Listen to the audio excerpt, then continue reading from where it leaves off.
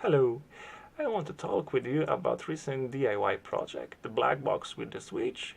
It will be, what's its name? The black box with the one switch. It was born from an argument with my friends about state of the road near my house because I recently buy electric scooter and tried to ride it near my house, but it was not possible for me because state of the roads, in my opinion, was very bad. The argument from my friends was you buy the cheap one, not the brand one, so you need to suffer because you don't have good suspension, and yeah, that's it. Just to give you visual information how the road looks. This is it. This is a jumbo plates. There are a lot of missing parts and deep holes inside it. But you know, we as a human argue between our statement, but I was not able to convince them, and I was trying to thinking like the engineer. Maybe I need to provide them some decent information, some kind of measurement, how the state of the road looks like, or if you ride the better electric scooter on this pesky road, you will have a better or more comfortable experience. And this is, let's say, left side of this, my engineering approach. I found also a lot of PCBs that I did not use, and I think about them. Okay, they are sitting in the drawer in some kind of box, maybe I will use them. Check the drawer with the sensors, Arduinos and PCBs, and I found several interesting parts that were bought several years ago for some kind of other project. Those project was working or not working, and they are lying over here not doing very much. One of this was the MPU 6050. This is accelerometer and angle meter. I found also ADS 1050. This is analog to digital converter, some kind of magnetometer, of course 3 axial, but what was my interest over here? It was this, and of course ESP32, that is over here.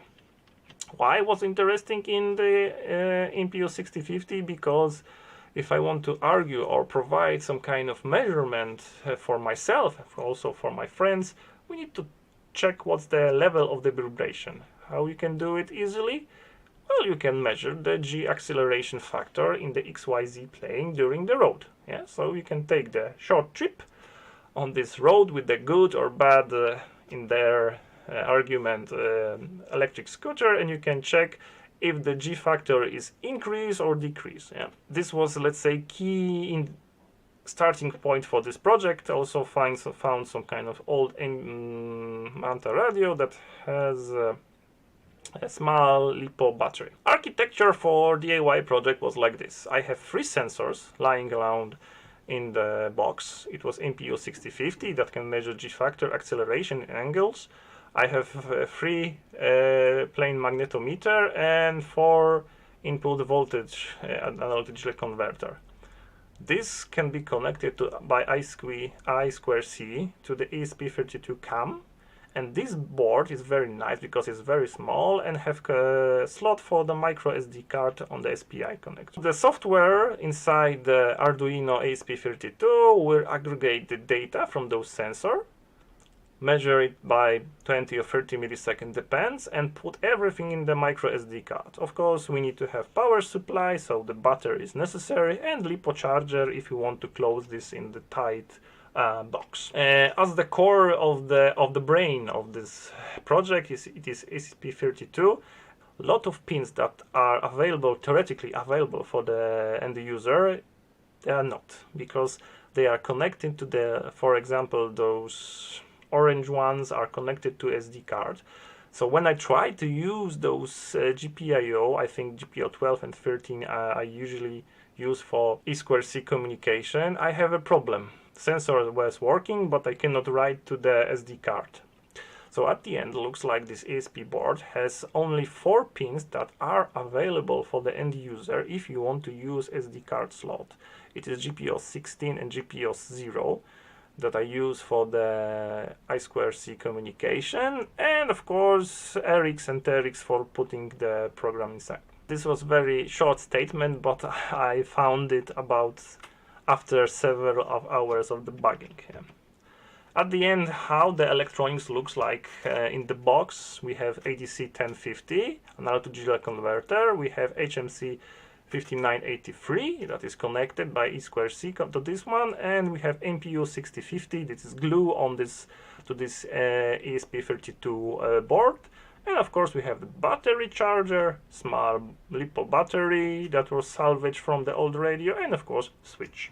Okay, main overview of the program. If you power it up, we have a minimal setup. You set a baud rate for communication, for debugging, SD and STL pins, and we read SD card. Inside the micro SD card there is a config.txt file that set rest of the program, like how often we read the sensors, how often we iterate to the micro SD card, because we want to take care about usage of the micro SD card. And of course, if we use the eco mode, so we want to save some kind of battery, how often or how long we go to the sleep mode.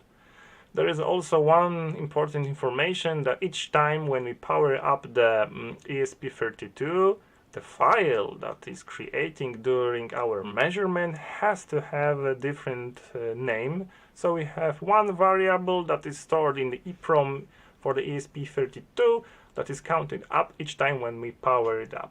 The main loop for the software looks like this in the ESP. It's a 31 line of the code. We take a count of the how many loops we have right now.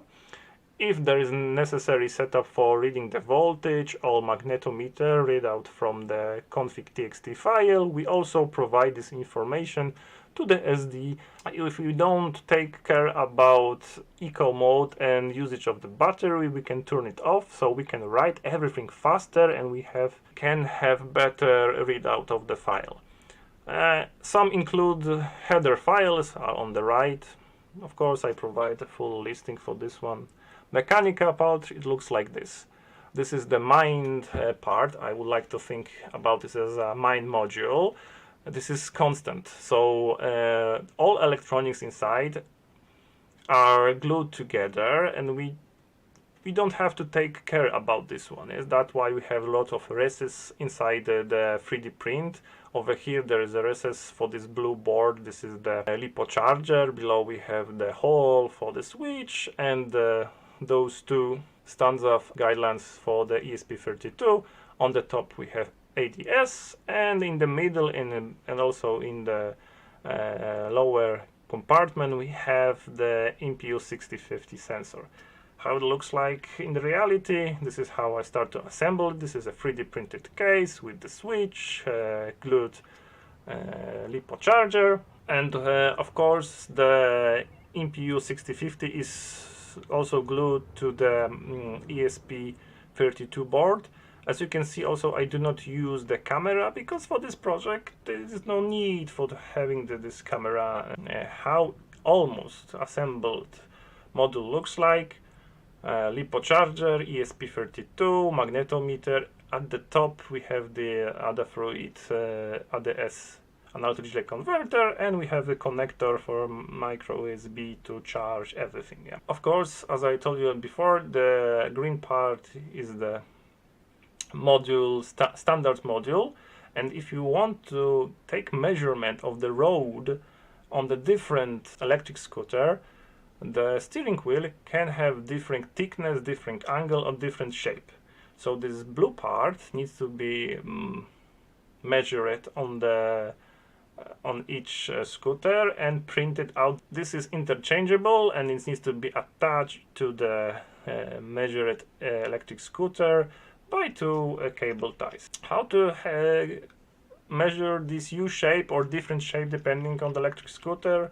Use a stencil. I use a paper stencil, so I cut some cardboard, and by scissors I try to have better U-shape. At the end, when I was pleased with the result, I only take it to my desk and use the caliper to measure. Then I need to transfer it only to the CAD software.